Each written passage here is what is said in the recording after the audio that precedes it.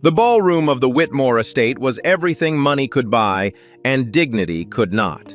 400 guests, crystal chandeliers throwing gold light across marble floors, a live orchestra playing Viennese waltz while champagne moved from tray to hand to mouth in an endless, graceful loop. Celeste Whitmore sat at the edge of all of it in a silver dress, alone. It was her 18th birthday. Her mother had spent the last half hour moving quietly from one young man to the next, leaning in, asking gently, smiling through the embarrassment of each refusal. One had a prior commitment. One claimed a sore ankle. One simply turned away without a word. Then Brent Calloway, the boy who had once sworn he loved her, the boy who had stopped calling 3 weeks after the accident, raised his champagne glass and made sure the whole room heard him. Who wastes a dance on a girl in a wheelchair? Laughter rippled through the nearest tables. The orchestra kept playing. Not one person in that room of 400 stood up. Celeste bowed her head and began to cry. And that was the moment a black single father in a server's uniform stepped forward and reached out his hand. What was he about to do in front of everyone? If you're new here, this channel tells the stories that remind us what people are actually capable of. Hit subscribe so you don't miss what's coming next. Darius Cole had learned a long time ago that a room full of rich people was not the same thing as a room full of good people. He had worked enough of these events to know the difference. The way guests looked through the staff rather than at them. The way a tray of empty glasses could sit uncollected for 20 minutes because no one wanted to be the one to acknowledge the person holding it. He didn't take it personally anymore. It was just the architecture of these places, the invisible walls that separated the people who owned the chandeliers from the people paid to stand beneath them. Tonight he needed the money. Plain and simple. Naya's school had sent home a field trip form 3 weeks ago, and the deposit was $40 he hadn't had at the time. He had it now, just barely, but rent was due in 11 days, and the transmission on his car had been making a sound he didn't want to think about. A Saturday night gig serving champagne to the Whitmore crowd paid better than 2 shifts at the warehouse. So he had pressed his uniform, dropped Naya with his neighbor Mrs. Patterson, and driven 40 minutes across Charleston without complaint. He was good at this, moving through a crowd without disturbing it, reading the rhythm of a room, knowing when to appear and when to disappear. He had been a different kind of reader once. For 6 years, Darius had worked as a rehabilitation technician at Meridian Recovery Center. Not a doctor, not a surgeon, but the kind of specialist who understood the body the way a mechanic understands an engine. He knew how nerve pathways recovered after trauma. He knew the difference between permanent damage and damage that had simply been misread. He had helped patients walk again who had been told they never would, not through miracles, but through patience and precision, and a refusal to accept the first diagnosis as the final one. Then he had reported Dr. Gerald Hatch. It wasn't a decision he agonized over. He had watched Hatch rush a spinal assessment on a 23-year-old construction worker, skip 2 critical imaging steps, and sign off on a treatment plan that would have cost the man the use of his left hand. Darius had flagged it, filed the paperwork, gone through every proper channel available to him. Within 4 months, his contract was terminated. Within 8, his certification was under review. Within a year, no facility in the state would return his calls.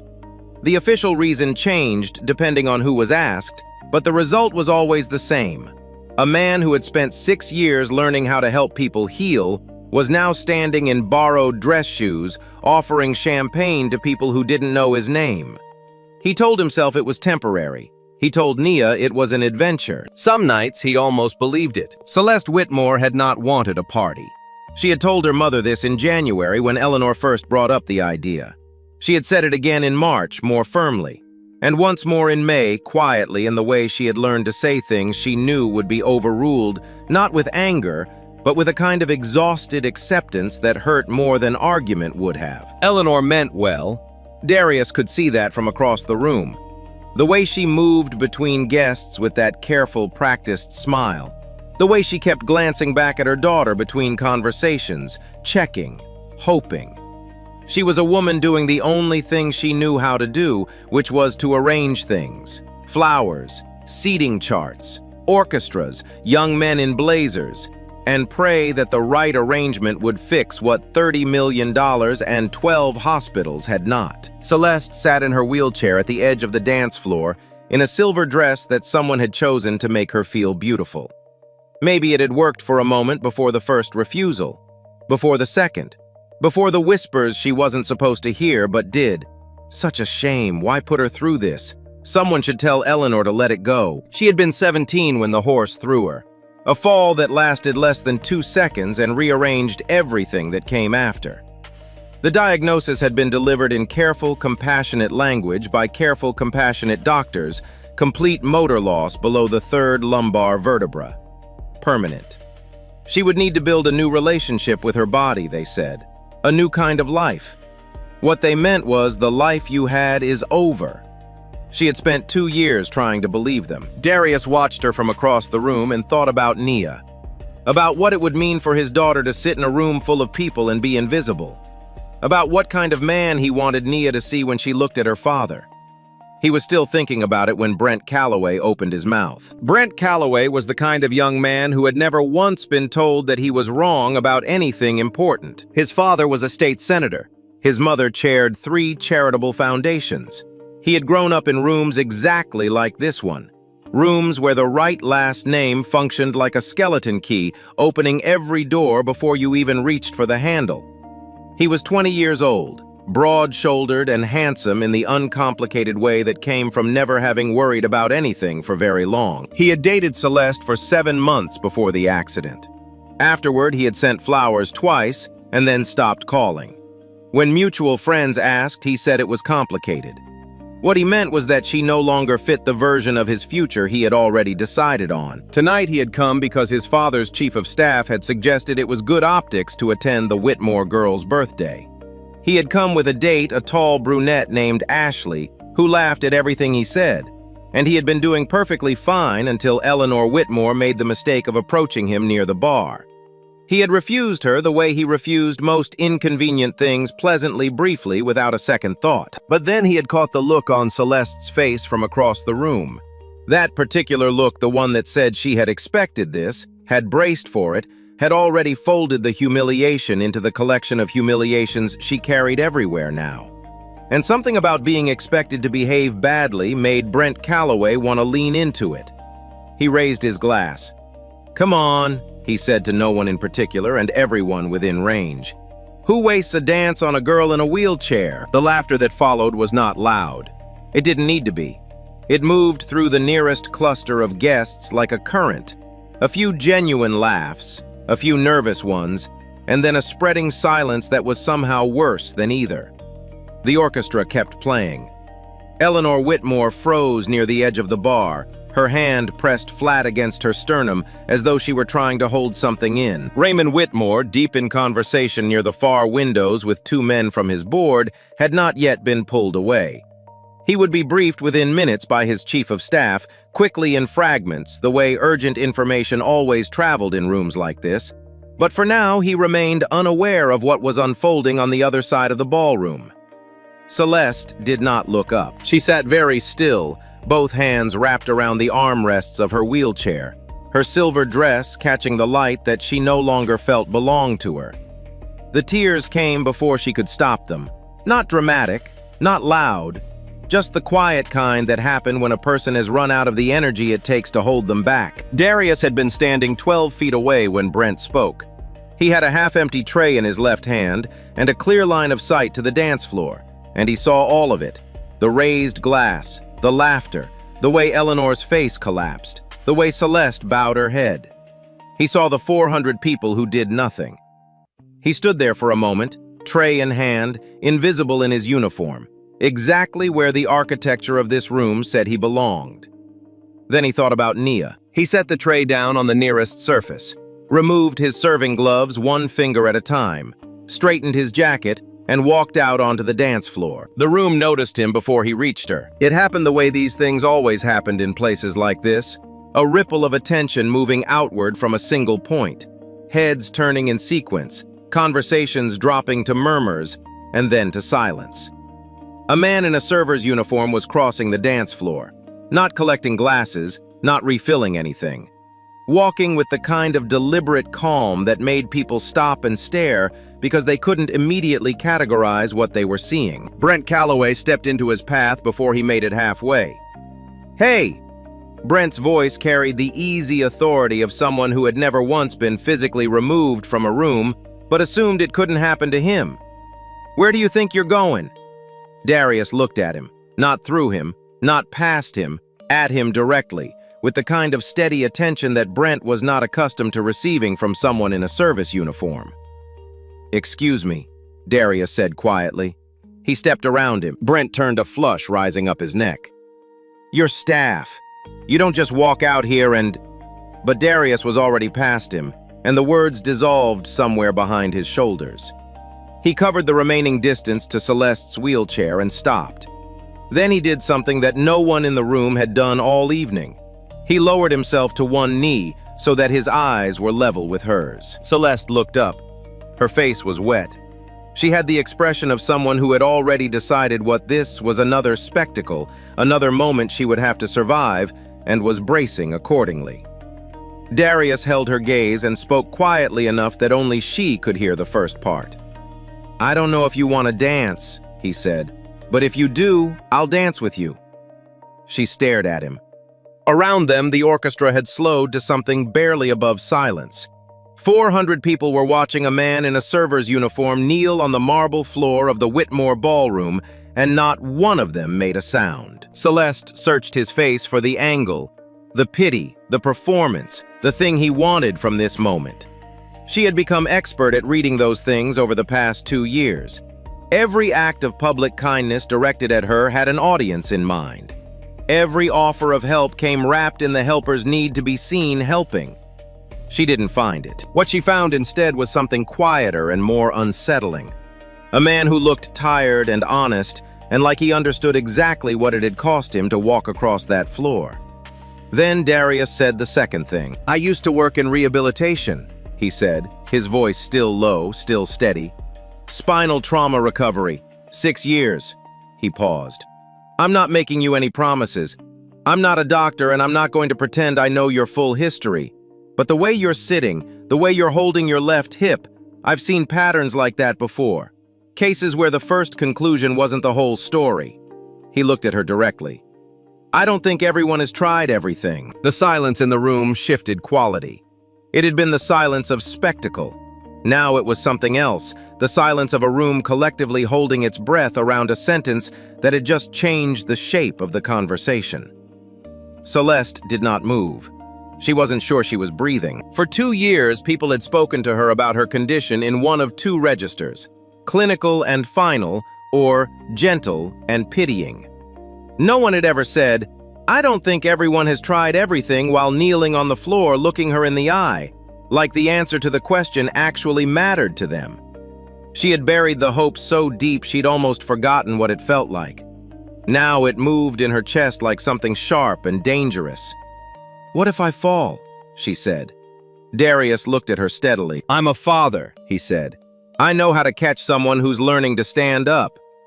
Celeste Whitmore looked at this man she had never met, this stranger in a borrowed uniform who had just walked across the most expensive room in Charleston for no reason she could yet explain, and made the first real choice she had made in 2 years. "Okay," she said. The room exhaled and then it erupted. Not all at once. It started with Raymond Whitmore, who had been pulled aside by his chief of staff and given a rapid, incomplete account of what was happening on the dance floor. He crossed the ballroom with the measured stride of a man who had spent 40 years making sure every room knew he was the most important person in it. He reached the dance floor in under a minute and stopped 3 feet from Darius with his arms at his sides and his jaw set in the particular way that had ended board meetings and broken negotiating tables. "Who are you?" he said. "Darius Cole. I'm on the serving staff tonight." "I know what you are." Raymond's voice was controlled, but only just. "What I'm asking is what you think you're doing talking to my daughter." "I was asking if she wanted to dance." "You were doing considerably more than that." Raymond stepped closer. He was not a physically intimidating man, but he had spent a lifetime learning how to make space feel smaller. You told her, a girl who has seen 12 of the top spinal specialists in this country, that her doctors might have missed something. I said I've seen patterns like hers before. I said I wasn't making promises. You said enough. Raymond's voice dropped. Do you have any idea what that kind of statement does to a family that has spent 2 years trying to help their daughter accept her situation? We have been through hope, Mr. Cole. We know exactly what it costs.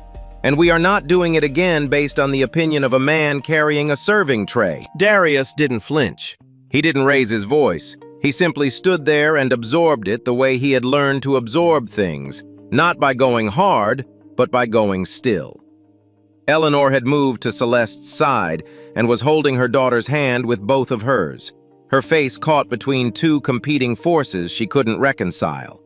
She wanted to pull Celeste away.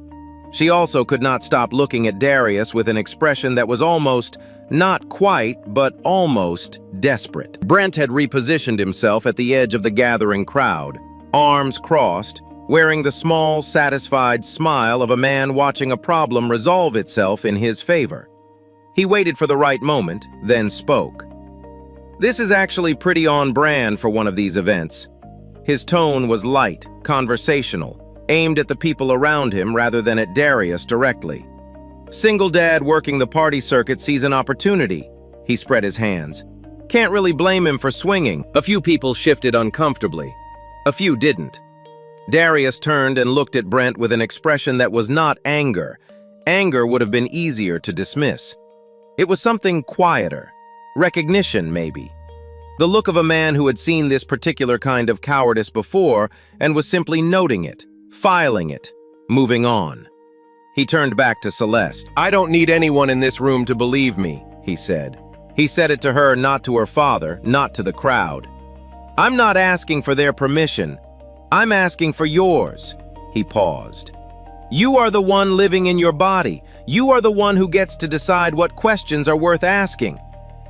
The room went very quiet again. Celeste looked at her father, then at her mother, then at the circle of guests who had gathered to watch, all of them with opinions, all of them certain, all of them ready to tell her what was best for her life. Then she looked at Darius, and for the first time in 2 years, someone was not telling her anything. Someone was waiting. I want to try, she said. She said it clearly, firmly, loud enough that there was no question about who had spoken or what they had said. Raymond Whitmore opened his mouth, then closed it. The decision had already been made. Darius asked for space.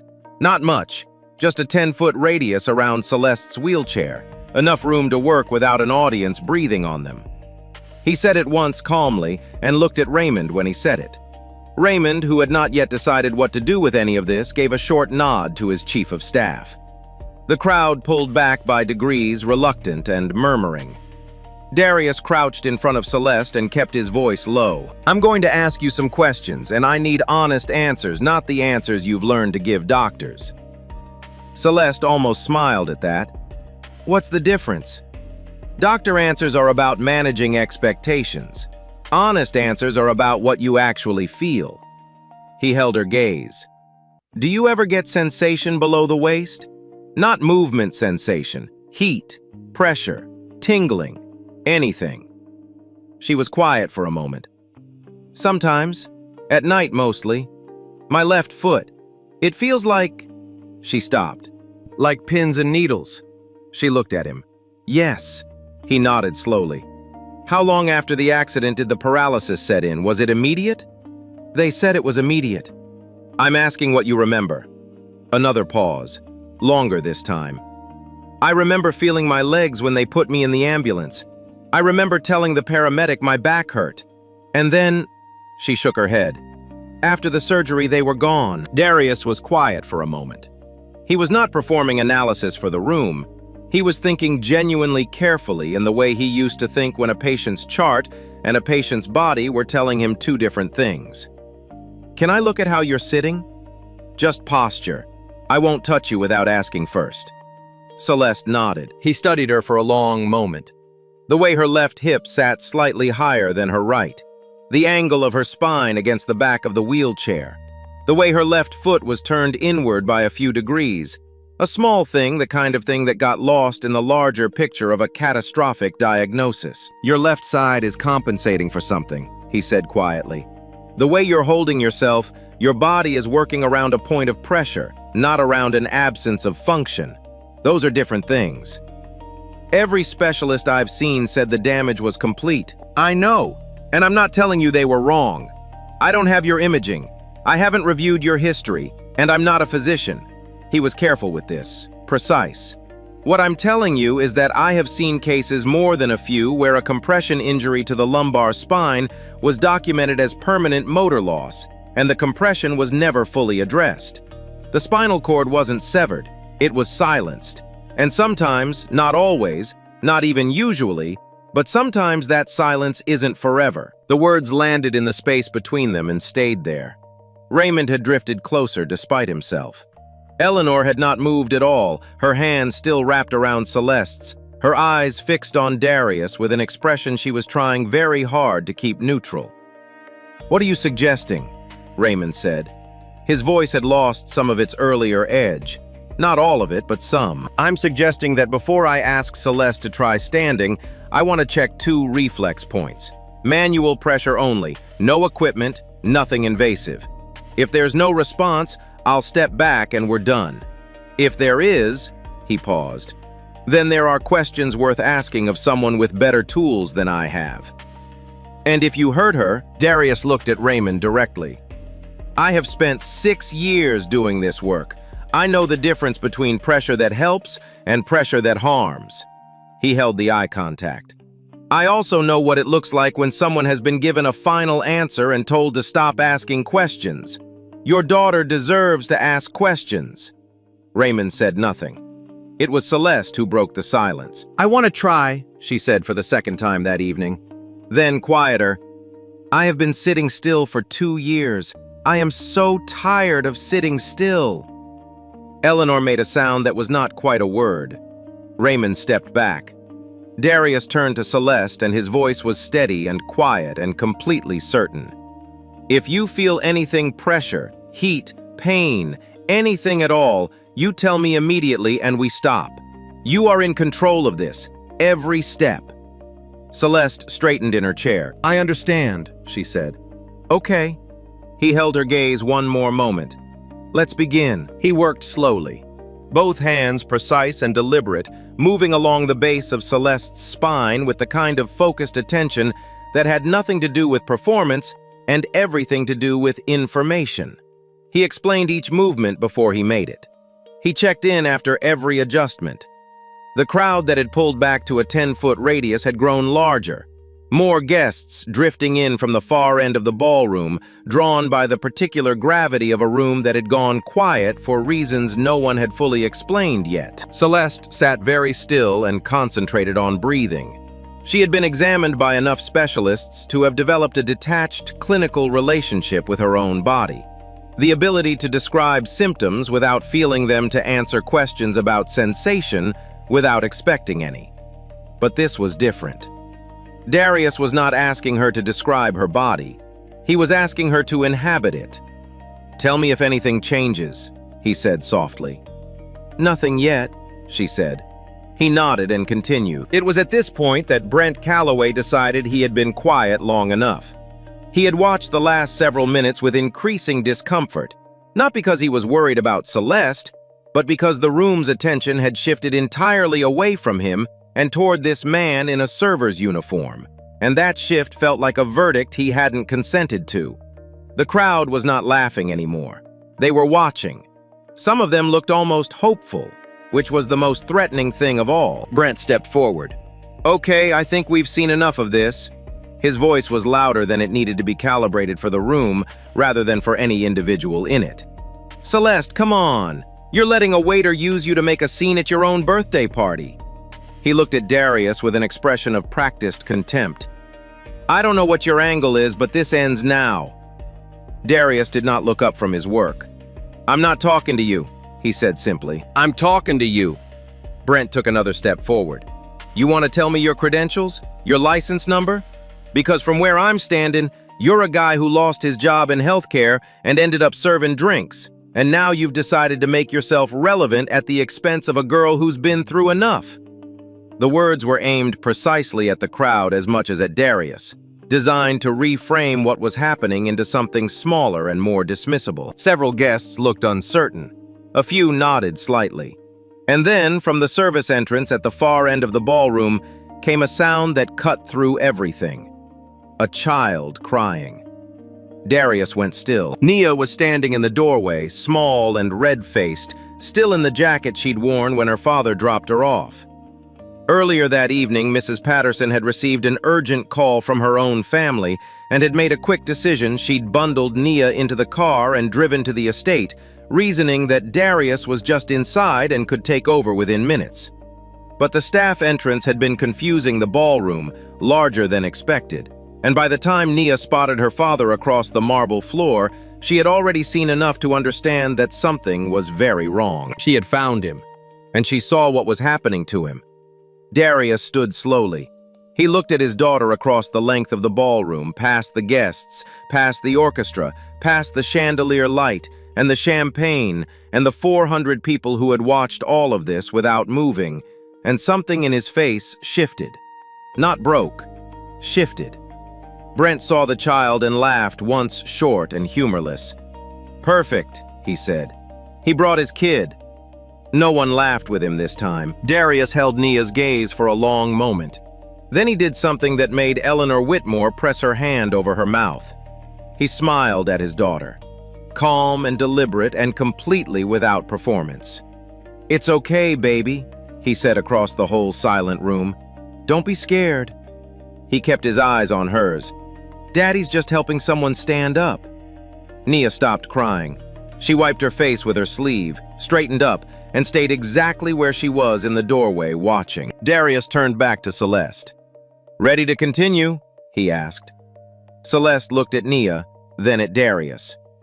"Yes," she said. He found it on the third assessment point, a small cluster of muscle along the left side of Celeste's lumbar spine, deep guarded, locked in the kind of chronic tension that built up over months of the body protecting an injury it had never been properly guided through.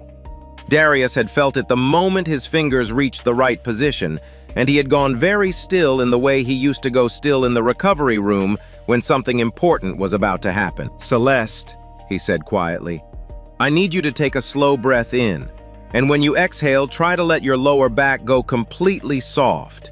Don't force it, just allow it." She did.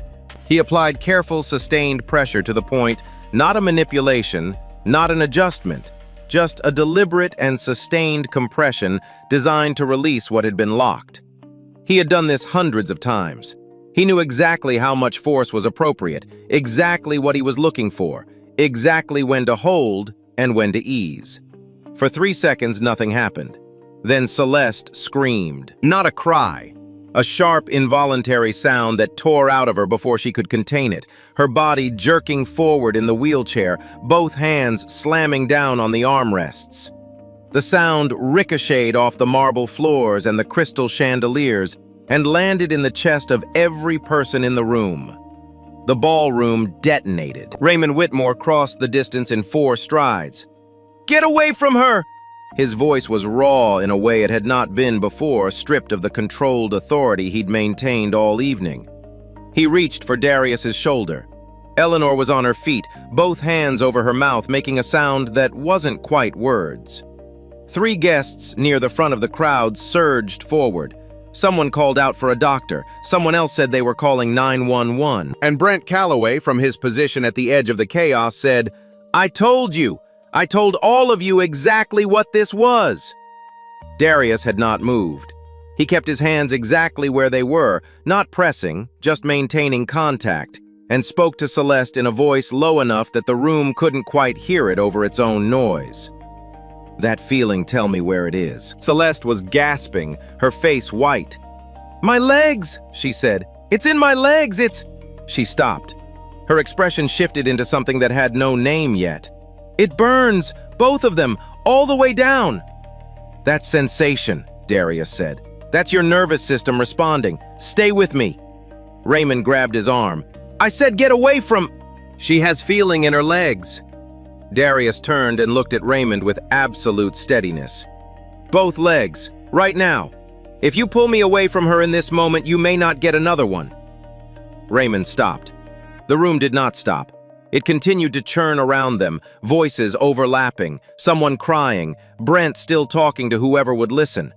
But in the small circle of space around Celeste and Darius, something had gone very quiet. Darius turned back to Celeste. "I want to help you try to stand. Not walk, just stand. Your legs may not hold you. If they don't, I have you. But I need you to be the one who decides." Celeste was shaking.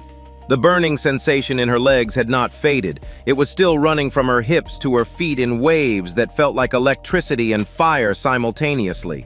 A sensation so foreign after 2 years of nothing that her brain didn't have a category for it. She looked at Nia, still standing in the doorway, small and still, and watching with her father's same steady eyes. She looked at Darius. "Help me up," she said. He positioned himself in front of her, both arms ready, and guided her forward to the edge of the wheelchair. Slowly, carefully, every movement announced before it happened. Celeste put weight on her feet. Her knees buckled immediately. She went down fast, too fast, and the collective gasp from 400 people hit the room like a pressure wave. Darius caught her both arms, locking around her before she reached the floor, taking her full weight without flinching. But she had not stood. She had not taken a step. She was in the arms of a man most of the room considered a reckless fraud, trembling and tear-streaked, and unable to hold herself upright in the middle of her own birthday party. Brent's voice cut cleanly through the noise. "Somebody get her back in the chair," he said. "This man just made her a punchline at her own party. Again!" Raymond looked at his daughter in the arms of a stranger. Darius looked at Nia. And for one long, terrible moment, it seemed like Brent Calloway was right. Celeste's hand found his wrist before anyone could move. Not reaching for support, she was already supported. This was something else. Her fingers closed around his wrist the way a person grabs onto something when they are absolutely certain they do not want to let it go.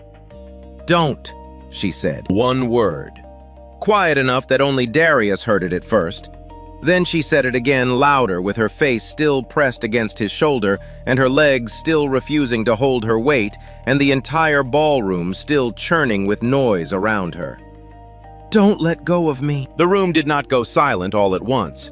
It went silent in pieces, one conversation stopping, then another, then the murmuring near the back until the only sound left was the low, uncertain hum of the orchestra, which had slowed to almost nothing without anyone instructing them to. Raymond Whitmore stood 3 feet away with his hands at his sides and his face doing something it had not done in public in a very long time. He was not certain what to do. For 40 years, uncertainty had been the thing Raymond Whitmore engineered out of every situation before it could take root. He did not experience it often, and he did not experience it gracefully. He looked at his daughter. Celeste had lifted her head from Darius's shoulder. She was still shaking. The burning in her legs had not stopped, had in fact intensified in the last 60 seconds into something that was almost too large to contain. But her eyes were clear, focused. She was not in shock. She was in pain, and those were entirely different things. "Give me a minute," she said. She was talking to Darius, but she said it loud enough for her father to hear. Darius shifted his grip, supporting her weight more evenly, and brought his voice down low and steady. "What you're feeling right now is real," he said. "It's not comfortable because your nervous system has been quiet for 2 years, and it does not know how to come back online gradually.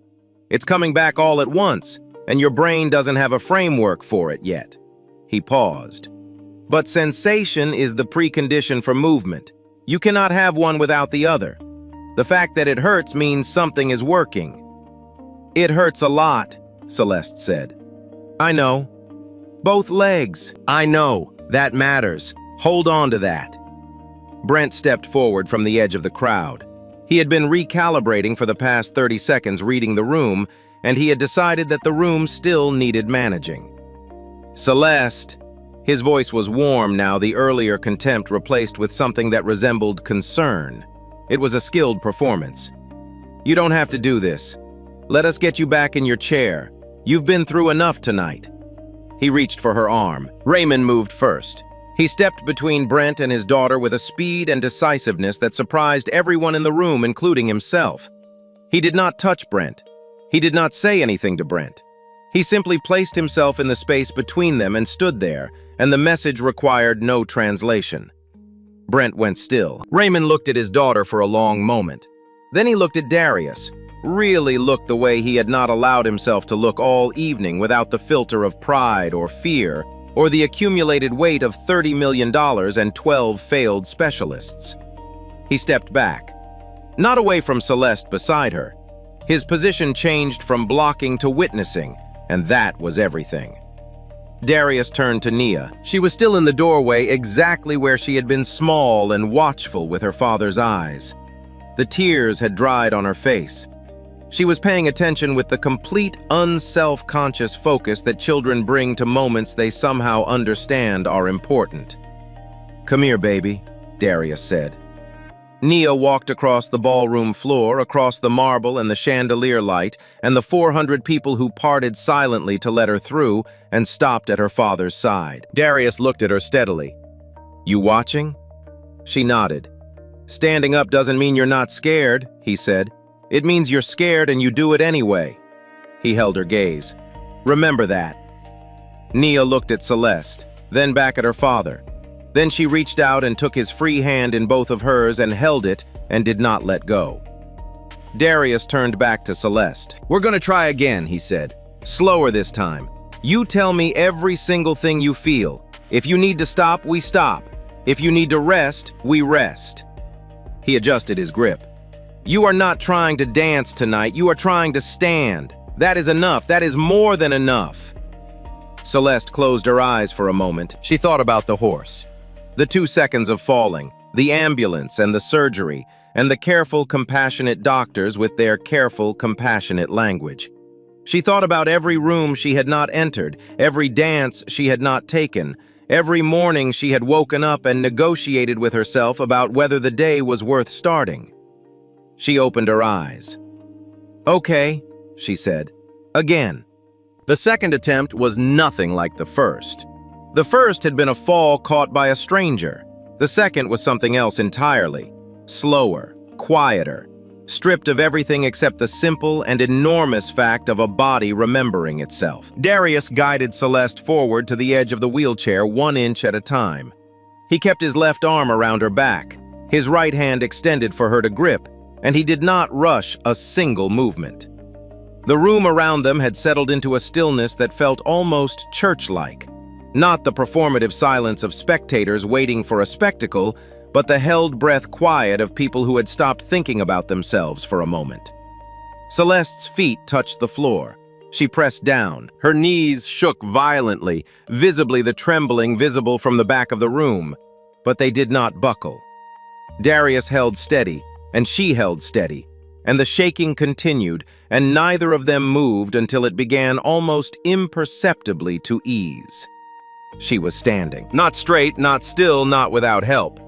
She was listing slightly to the left, both hands locked around Darius's arm, her jaw set against the burning that was still running circuits from her hips to her feet. But she was vertical. She was bearing weight. She was standing on the floor of her own birthday party in a silver dress, and the wheelchair was behind her, and she was standing. Eleanor made a sound that had no language in it. Raymond Whitmore, who had negotiated hostile takeovers and testified before Senate committees and delivered eulogies for people he loved, put one hand over his eyes and stood very still. Nia, still holding her father's free hand, looked up at Celeste with an expression of complete and uncomplicated wonder. "Can you take a step?" Darius asked. His voice was entirely calm. He would process whatever he was feeling later privately away from this room. Right now, there was only the work. "I don't know," Celeste said honestly. "Then we don't take one. We just stand." So they stood. The orchestra, following some instinct that none of them could have articulated afterward, began to play again. Quietly at first, barely above a murmur, and then gradually with more intention. A waltz. The same waltz they had been playing all evening, now made into something completely different by what was happening on the floor beneath the chandeliers. Darius looked at Celeste. "Can I move with you?" Just shifting weight. Side to side, nothing more. She considered this. Yes. He began to move the smallest possible version of a dance, less choreography than controlled breathing. A gentle transfer of weight from one foot to the other in time with the music. Celeste followed. Her legs shook through every shift, and once she lurched forward sharply enough that Darius had to absorb the full impact with both arms, and she laughed a short, disbelieving sound, and then they continued. It was not graceful. It was not what any of them had imagined when they pictured a dance. But it was real in a way that nothing else in the ballroom that evening had been, and the people watching seemed to understand this without being told. Brent Calloway had gone quiet sometime in the last several minutes. He was still in the room, standing near the edge of the crowd, his date beside him, his champagne glass held loosely in one hand. The expression on his face was one that most of the people nearest him had the grace to look away from. It was the expression of a person watching a version of events that made every choice they had made in the last 2 years look exactly like what it was. He set his glass down on the nearest table and left the ballroom. No one stopped him. No one called after him. He simply walked out, and the space he left closed over him like water. When the short piece of music ended, Celeste lowered herself carefully back into her chair. Her legs were trembling too hard to continue, and she knew it, and she did not push. She sat back, breathed, and looked up at the chandelier for a long moment, with an expression no one in the room could fully read. Then Raymond Whitmore crossed the floor to his daughter. He did not do what anyone expected. He did not stand over her or put his hand on her shoulder or make a speech. He lowered himself to one knee on the marble floor, expensive suit, 62-year-old joints, and no concern whatsoever for either, and took both her hands in his. "I have been so busy looking for the answer," he said, "that I stopped asking you what question you actually needed answered." His voice was not steady. He did not try to make it steady. "I'm sorry, Celeste. I'm sorry it took me this long." Celeste looked at her father on the floor in front of her and felt something she hadn't felt in 2 years. Not hope exactly, not yet, but the conditions in which hope becomes possible. She leaned forward and put her forehead against his. Neither of them said anything. Eleanor knelt beside them both, and the three of them stayed like that for a moment, a family that had been surviving separately, briefly reunited in the same small space. Darius stepped back to give them room. Naya slipped her hand into his. He looked down at her. She looked up at him with an expression that asked nothing and said everything. He squeezed her hand once. They stood together at the edge of the dance floor and watched the Whitmore family find its way back to each other. And Darius allowed himself for just a moment to feel the full weight of what the evening had cost him and what it had given back. The truth about Darius Cole came out in pieces over the following weeks, the way truth usually does not in a single revelation, but in a slow accumulation of details that gradually assembled themselves into a picture no one could ignore. Raymond Whitmore had resources that most people did not, and he used them without apology. Within 48 hours of the party, he had retained 2 independent medical consultants to review Celeste's complete case history. Within a week, he had commissioned a full legal investigation into the circumstances surrounding Darius's termination from Meridian Recovery Center. What they found was not complicated. It was simply buried. Dr. Gerald Hatch had been the subject of 3 separate internal complaints in the 4 years before Darius filed his report. All 3 had been quietly closed by hospital administration. When Darius's complaint was added to the file, the response from Meridian's legal team had been swift and coordinated. His contract terminated on procedural grounds. His certification flagged for review on documentation issues that had never previously been raised. The paper trail was careful. It was also under sustained scrutiny, impossible to defend. Raymond's attorneys made 1 phone call to Meridian's board. The board made several calls of their own.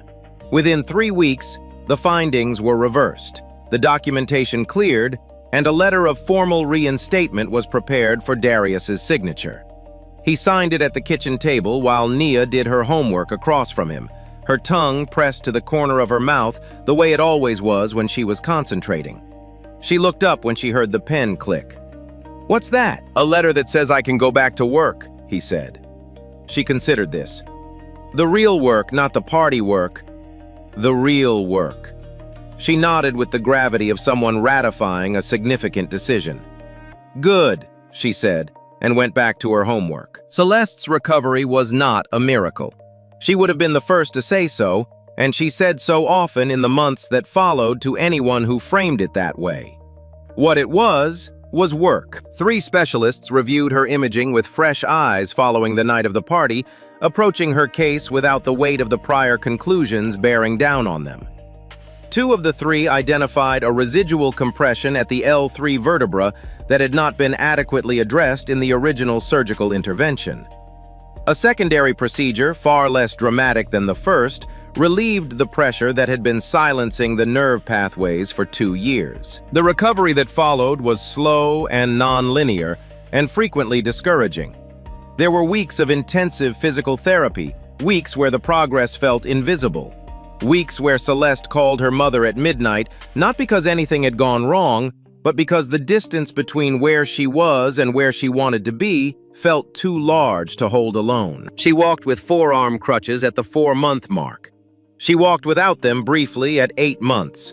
She began dancing again slowly with modifications in a studio that had been recommended by a rehabilitation specialist named Darius Cole at 11 months. She did not pretend it was easy. What she did was get up every morning and do the work that the morning required. And she gave herself permission to be angry about it on the days when anger was the honest thing, and she kept going. That, she decided, was enough. Brent Calloway's departure from the party had not gone unnoticed. Fragments of footage from that evening circulated in the days that followed Darius crossing the ballroom, Brent's remark, Raymond kneeling on the floor. The fragments did not require narration. They were self-explanatory in the way that certain moments simply were. There were consequences for Brent. Some real, some performed. And sorting out which was left, as it usually was, to time. Darius did not follow the story closely. He had other things to do. 11 months after the night of the party, Raymond Whitmore held a small gathering at the estate to mark the opening of a rehabilitation fund established in partnership with 2 of Charleston's largest hospital systems. The fund was designed to provide access to extended recovery services for patients whose cases had been formally closed, but who wished to pursue additional assessment. It was quiet and practical and built to last. Raymond had offered to name it after someone. Darius had declined. The gathering was small, 30 people, no orchestra, no chandeliers at full capacity. Celeste stood near the window with her crutches, talking to a woman whose son had been injured in a construction accident 6 months prior. She was not performing anything. She was just talking the way people talk when they have something real to say. Darius stood with Nia near the edge of the room. She had grown half an inch since the party and had recently developed strong opinions about her school's reading curriculum, which she was currently explaining to him in considerable detail. He listened. He always listened. At some point during the evening, Celeste made her way across the room to where they were standing. Nia stepped slightly to the side with the particular tact of a 7-year-old who had learned when adults needed space. Celeste stopped in front of Darius. "I've been thinking about something," she said. "Okay," Darius said. "You asked me that night if I wanted to dance." She paused. "I've been thinking about how that was the first time anyone had asked me what I wanted in a very long time." She looked at him steadily. "I don't think you know what that meant." Darius was quiet for a moment. "I think I have some idea," he said. Celeste smiled. Then she glanced at the small open space near the center of the room. No dance floor, no orchestra, just a gap between chairs where people had moved to the edges of the conversation. "There's no music," Darius observed. "No," she agreed. She held out her hand. "Dance with me anyway." Nia made a sound of pure satisfaction that she did not bother to conceal. Darius looked at his daughter. She was already nodding enthusiastically with her whole body. He took Celeste's hand. They moved together slowly in the space between the chairs, without music, without an audience arranging itself to watch, without anything to prove to anyone in the room. Celeste's crutches were propped against the wall behind her. She held his arm and he held hers, and they moved in small, careful steps that were not graceful and did not need to be. Nia watched her father dance. She would remember it for the rest of her life, not as a dramatic thing, not as a story with a lesson attached, but as a feeling. The feeling of watching someone you love do something decent, quietly, without asking for anything in return. Outside, Charleston was doing what it always did, moving forward, full of rooms where the wrong people held the power and the right people carried the trays. But in this room, for this moment, a man who had lost everything for telling the truth was dancing with a girl who had been told she would never stand again. And both of them were still standing. There's a version of this story where Darius keeps his head down that night, where he picks up his tray and walks away and tells himself it isn't his problem. Most people would have. Most people do. What made him different wasn't courage in the dramatic sense. It was something quieter, the decision that the person in front of him mattered more than the risk to himself. That's not a superhero quality. That's a choice, one that any of us can make in smaller rooms on ordinary nights. If this story stayed with you, subscribe. We tell one story at a time, and we try to make every one of them worth your time. We'll see you in the next one.